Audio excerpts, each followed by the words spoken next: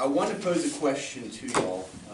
Would you consider transformation to be a one-time event or occurrence, or is it a series of events or occurrences? And I want to share with you one of the biggest transformations in my life is how I became a follower of Jesus Christ. And it started there, but I just want to share with you how I got there. In order to do that, I want to give some context of kind of where I grew up, how I grew up, etc. When I was 4 years old, my parents moved over to Uzbekistan, which is right above Afghanistan, 2 countries below Russia. By show of hands, has anyone seen Borat, the movie in here?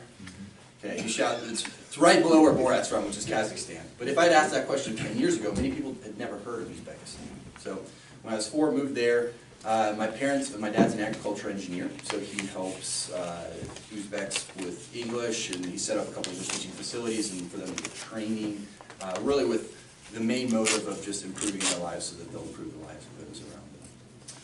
Growing up, faith was a huge part of our life, to the point where, to a degree, my parents kind of shoved Jesus down my throat. And so, fast forward a few years, or I guess, let me go back. When I was 4, I prayed the prayer that probably many of y'all are familiar with, of asking Jesus to be in my heart. Fast forward a few years, I haven't lived with my parents since sophomore year of high school. My dream was to be in the NBA. Talk about birthing a dream, Julie. I was trying to birth myself into the NBA, and I knew I was going to make it. I trained for one day. I trained for 13 and a half hours at the gym, and that was just completely my idol. Then, by junior year, I was starting to burn out of basketball because I just had no balance. I was training for like 40, 50 hours a week sometimes. And I got into partying because I didn't live with my parents, and I lived near the beach in Florida. And so, again, kind of went down that path. My senior year of high school, I actually got a DUI. And continued along that path. Still played, I ended up going to a college in Birmingham, Alabama, called Birmingham Southern College. Played basketball there. It was a great school.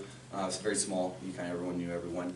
And found myself junior and senior year selling drugs. So for a total of 6 years, I really struggled with drugs and alcohol. To the point where I'd have days where I never foresaw a day where I would not be high. Every single day of my junior and senior year, I was doing something. And still playing basketball at the same time. My coaches probably thought I was the worst in shape athlete ever. I was always out of breath. But my senior year of college in the spring, right before graduation, I would say I got to my bottom. And in that moment, I kind of looked around, and just nothing that I held on to gave me peace or joy or life, what I was looking for, and it just actually was getting me further and further away from being the person that I wanted to be. And in that same evening, I would say God met me, and that's when what my parents had been sharing with me all along about the Bible and how the world operates, and specifically about me being sinful and how I'm separated from my Creator, God, by sin, and needing a Savior so that I could have a relationship with my Creator, became very real. And that's when I just honestly cried out to the Lord and said, God, I can't do this life without you. And I felt Him saying, that is all I've been waiting for you to admit. Fast forward a few months, got a job in Atlanta, selling communications to businesses, phone systems, cloud services, etc. I loved it. I love people, I love numbers, I love being just interaction. But tanked living on my own. Didn't have community, didn't realize the need for people around me. And know my story, got back into drugs even worse than off than I'd ever been before. And one day I was driving around with drugs in my car, and I just felt, and I was freaking out, kind of having a quarter-life crisis, I guess.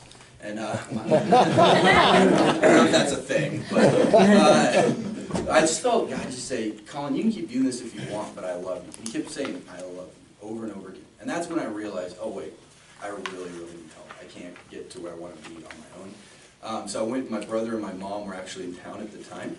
I told them that I really needed help. And they knew some degree that I'd struggled. They knew about my DUI. They knew that I'd struggled with drugs, but they didn't know the extent of it. But I just told them, hey, I need help. And so they helped me get into a men's addiction recovery center within 5 days. And it was a faith-based recovery center. I did 6 months there, and then they actually hired me to do fundraising for them after that. So I was around the facility for about 1.5 years.